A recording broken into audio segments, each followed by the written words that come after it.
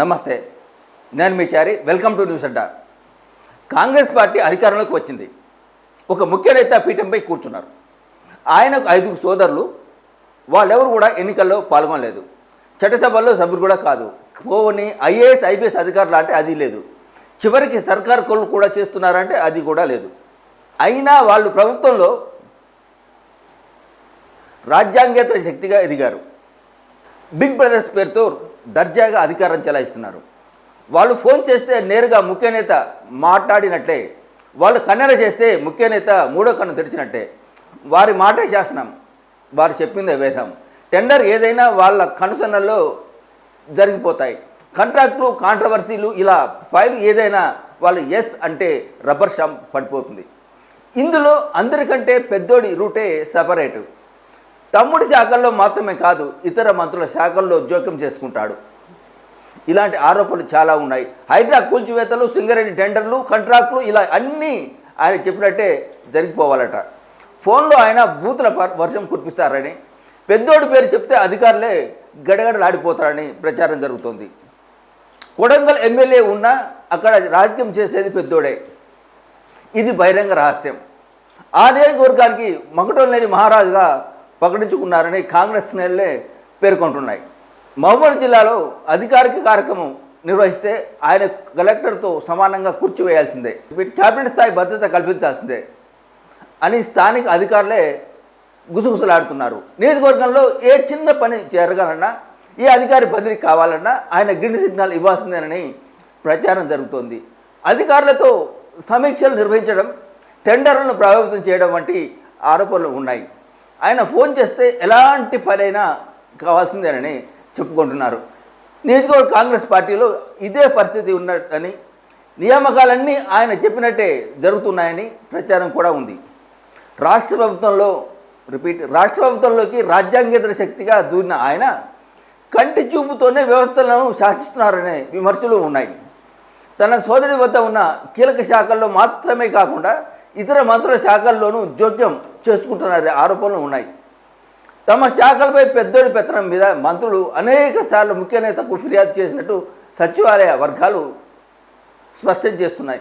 పెద్దోడు ప్రభుత్వ శాఖల్లోని సిఈ, ఎండి తదితర కీలక స్థాయి అధికారులను, జిల్లా స్థాయిలో కలెక్టర్లు, ఆర్డీఓల వంటి అధికారులను గుప్పిట్లో పెట్టుకొని భయపెట్టి పనులు చేయించుకుంటున్నారనే ప్రచారం జరుగుతోంది. మంత్రులు చెప్తే అధికారులు ఆలోచిస్తారేమో కానీ పెద్దోడు చెప్తే మాత్రం క్షణాల మీద పళ్ళు జరిగిపోతున్నాయి. ₹1,00,00,000 మొదలుకొని 100 కోట్ల వరకు ఎలాంటి ఫైల్ అయినా తీసుకుంటారనే ప్రచారం జరుగుతుంది. Future city, industrial land transformation policy వంటి ప్రభుత్వ నిర్ణయాలతో పాటు ఆదిపట్ల సీలింగ్ భూముల వ్యవహారం నుంచి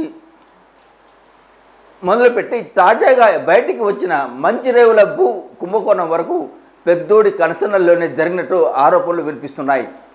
ఇటీవల అత్యంత వివాదాస్పదమైన నాదరుగుల భూ వివాదంలో బాధిత రైతులు తనను కలవాలంటూ పెద్దోడు జారీ చేశారని పోలీసులు, బ్రోకర్లతో వర్తమానం పంపుతున్నాడని సమాచారం. ఇప్పుడు భూమాత పోర్టల్ తాజాగా నిషేధిత జాబితాలో చేర్చిన 100 ఎకరాల భూములను టార్గెట్ చేసి సెటిల్మెంట్ చేస్తున్నట్టు చర్చలు జరుగుతోంది.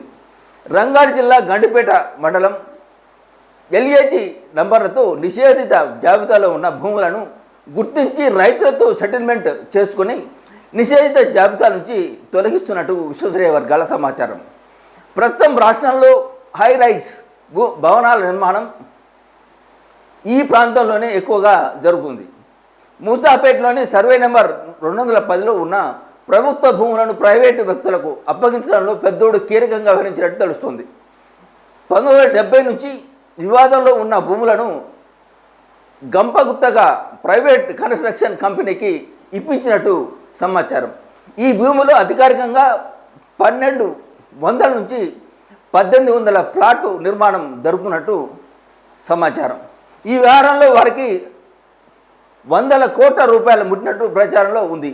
Municipal administration, contract pending bill తదితర వ్యవహారాలు పెద్దోడికే అప్పగించినట్టు సమాచారం. హైడ్రాను వసూళ్ల సాధనంగా మార్చుకున్నారనే ఆరోపణలు కూడా ఉన్నాయి.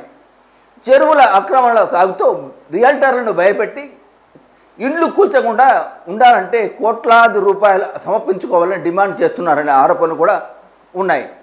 ఫిర్యాదులు అందుతున్నాయి. బహుళ అంతస్తుల భవనాల అనుమతులు, టెండర్ల ప్రక్రియలో మధ్యవర్తిత్వం వహిస్తున్నట్లు చెప్పుకుంటున్నారు. ఐ&పిఆర్ శాఖలో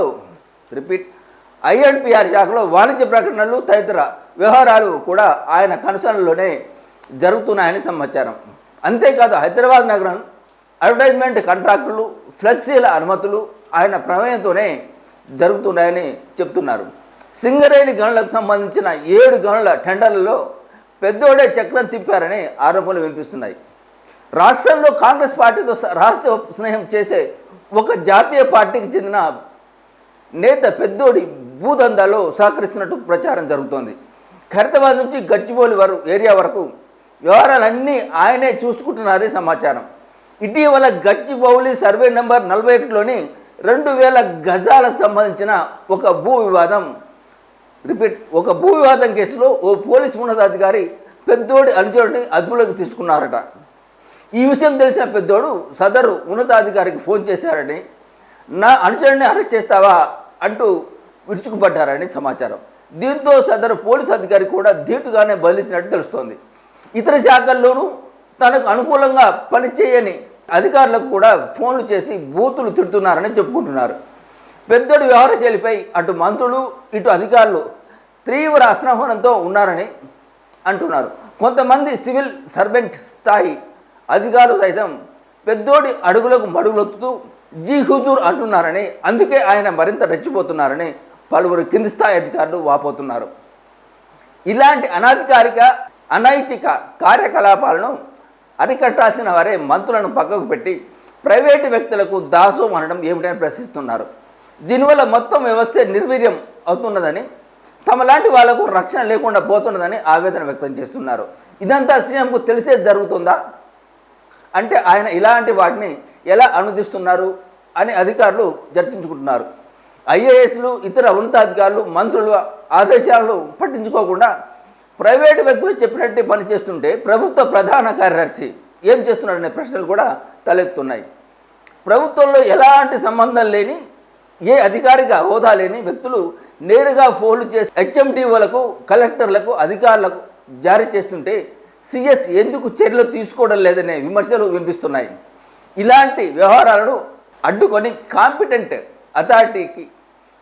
అథారిటీ నుంచి మాత్రమే ఆదేశాలు తీసుకోవాలని చెప్పే నైతిక బాధ్యత ఆయనకు లేదా అని మంత్రులు ప్రశ్నిస్తున్నారు. ఒక వ్యక్తి దుందుడుకుతనం వల్ల రాష్ట్రంలో మొత్తం పాలనా యంత్రాంగమే భయపడే స్థితికి చేరుకున్నదని, దీనివల్ల భవిష్యత్తులో ఏమైనా పరిణామాలు జరిగితే ఎవరు బాధ్యత వహిస్తారని మంత్రులు ప్రశ్నిస్తున్నారు. తమ శాఖలపై ఎవరో వచ్చి పెత్తనం చెలాయించడం వల్ల తలెత్తే పర్యవసానాలకు రేపు ఎవరు బాధ్యత వహించాలి అని ప్రశ్నిస్తున్నారు. ఇప్పటికే కళ్ళెం తెగిన గుర్రల మన యంత్రాంగాన్ని ఎలా కట్టడి చేయగలరని వాపోతున్నారు.